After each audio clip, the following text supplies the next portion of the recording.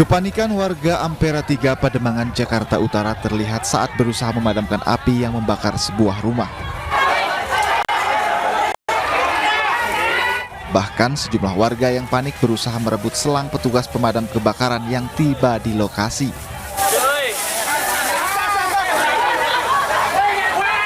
Kepanikan akibat kebakaran juga membuat saling dorong antara warga hingga nyaris baku hantam. Beruntung saat kejadian penghuni rumah berada di luar sehingga tidak ada korban jiwa. 10 unit mobil pemadam kebakaran diturunkan untuk memadamkan api. Kurang lebih pukul 9 ada warga datang ke pos melaporkan bahwa terjadi kebakaran atau Jaya 65 di istilah dinas kami. Itu kurang lebih pukul 9.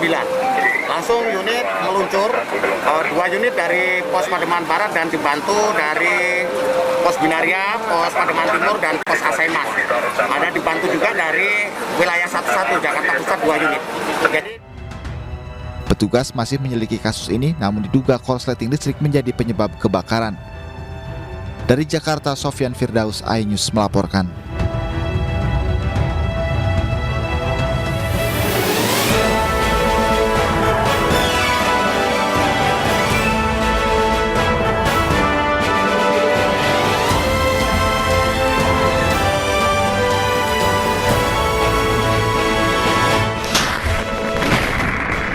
Pemusnahan petasan di Bangkalan, Jawa Timur sebabkan puluhan rumah warga rusak.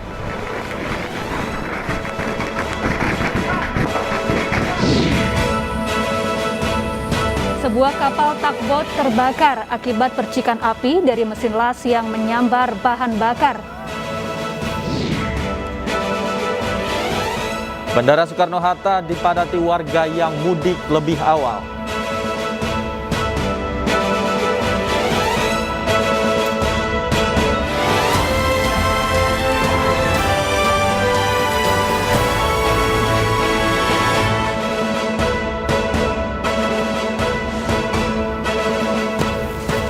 Halo, selamat sore pemirsa. Demikian tadi berita pilihan iNews Sore. Bersama saya Syafaati Suryo. Dan saya Davi Pratama. Pemirsa, kami awali informasi iNews Sore pada sore hari ini dari informasi berikut.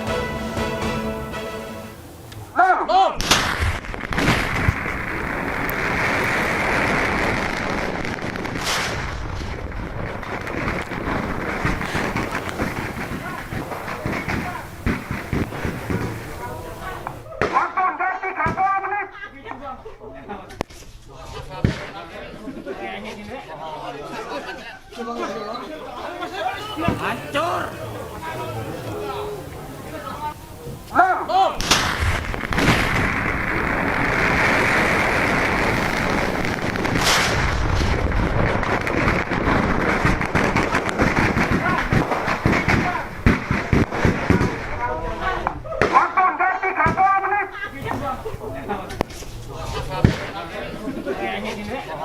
Ledakan hebat melanda sebuah rumah akibat gegana Satuan Brimopolda Jawa Timur bersama dengan Polres Bangkalan Jawa Timur memusnahkan ribuan petasan. Namun akibatnya puluhan rumah warga yang berada di sekitar lokasi ledakan rusak. Kaca di beberapa rumah pecah akibat ledakan petasan. Sementara itu belum diketahui secara pasti penyebab pasti ledakan.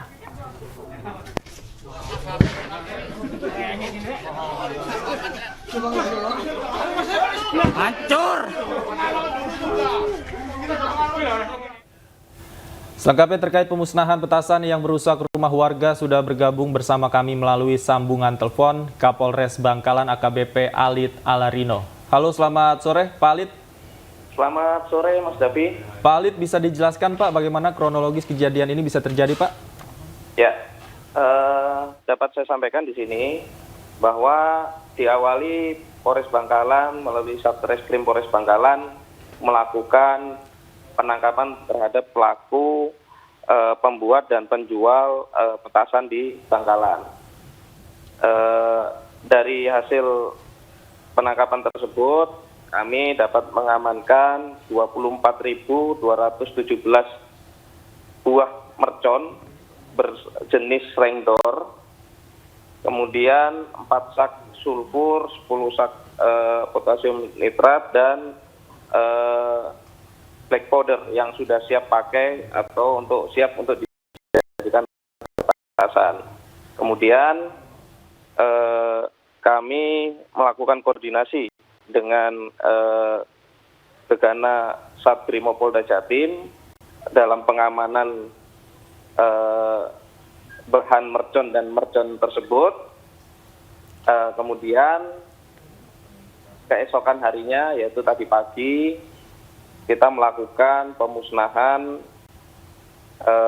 bahan mercon tersebut dan mercon yang sudah siap jadi atau sudah jadi. Demikian, Mas. Ya, apa pemicu yang menyebabkan pemusnahan petasan ini menimbulkan ledakan yang begitu dahsyat sehingga merusak puluhan rumah di sana, Pak? Ya, jadi pemicunya adalah banyaknya petasan yang kita musnahkan, Mbak. Jadi dari 24.000 sekian petasan tadi yang saya sampaikan, itu baru setengahnya, Mbak, yang kita musnahkan. Gitu. Baik, Pak Ali, tapi kalau untuk penentuan titik lokasi peledakan itu sudah ditentukan, Pak, ya? Artinya sudah dipastikan semuanya aman dan berjarak sedemikian rupa dari rumah-rumah tersebut, Pak, ya? Betul. Jadi estimasi jarak tempat titik peledakan tersebut kita estimasikan dari titik ledak ke rumah warga kurang lebih dari 300 sampai 500 meter dari lokasi, Mas. Ya, Pak Alit, apakah metode pemusnahan ini memang biasanya dengan cara dibakar? Karena mungkin ada cara lain yang lebih aman, seperti misalnya direndam begitu, Pak, agar tidak menimbulkan ledakan seperti ini. Baik, kalau bicara metode, Mbak, dalam hal ini kami tidak memiliki kapasitas untuk bicara metode karena dalam proses pemusnahan ini kami bermohon atau dibantu oleh tim Jibom Jihandak Satrimo Polda Jatim.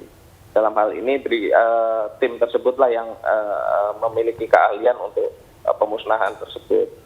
Baik, kalau untuk kondisi rumah yang terbakar sendiri, kondisinya seperti apa, Pak? Apakah saat itu ada penghuninya di dalam atau seperti apa? Mohon izin, saya luruskan kembali ini. Iya, silakan. Jadi tidak ada rumah yang terbakar, Mas. Oke. Ya, dan ledakan ini tidak terjadi di rumah. Tadi di awal Mas tadi menyampaikan bahwa ini ada meledak di rumah. Saya sampaikan dan saya tegaskan di sini bahwa pemusnahan ini pemusnahan ini berada di lapangan dan tidak terjadi di rumah. Oke. Sehingga tidak ada rumah yang atau tidak ada bahan peledak yang meledak di dalam rumah. Seperti itu. Baik, terima kasih AKBP Alit Alarino telah bergabung bersama kami di iNews Sore. Pemirsa, sejumlah warga memilih untuk pulang kampung lebih awal untuk menghindari kepadatan saat puncak arus mudik. Sejumlah moda transportasi seperti bus, kapal laut, pesawat terbang mulai dipadati oleh pemudik. Pemudik yang menggunakan moda transportasi, khususnya mereka yang berangkat dari Bandara Soekarno-Hatta, para penumpang umumnya ingin cepat sampai di kampung halaman karena sudah 2 tahun tidak pulang kampung. Namun ada juga yang pulang karena menghindari kenaikan harga tiket yang lebih tinggi lagi. Untuk menunjang arus mudik Lebaran Idul Fitri, pengelola Bandara Soekarno-Hatta menambah fasilitas dengan mengoperasikan Terminal 1A pada awal bulan ini guna mengantisipasi adanya penumpukan penumpang.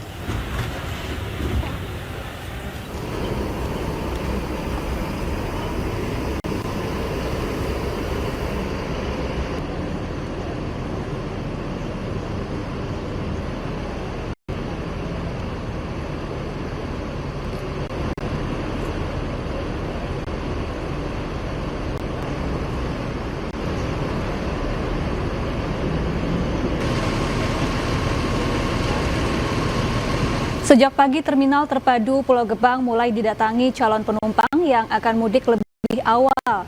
Mereka mengaku mudik lebih awal dikarenakan menghindari kemacetan dan kepadatan jumlah penumpang menjelang Hari Raya Lebaran. Untuk Terminal Pulau Gebang, sejak awal April hingga hari ini sudah terjual hingga 16.000 tiket.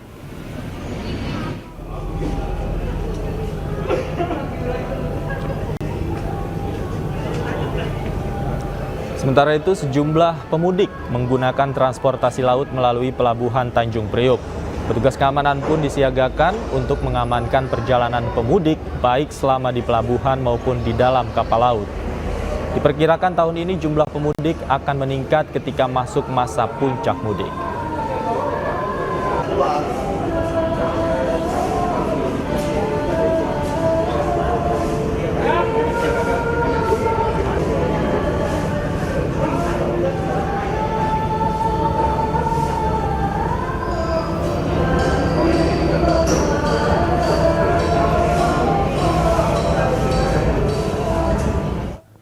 Tunjangan Hari Raya Pegawai Negeri Sipil atau PNS akan cair mulai 10 hari sebelum Hari Raya Idul Fitri. Sementara gaji ke-13 akan diberikan pada Juni mendatang.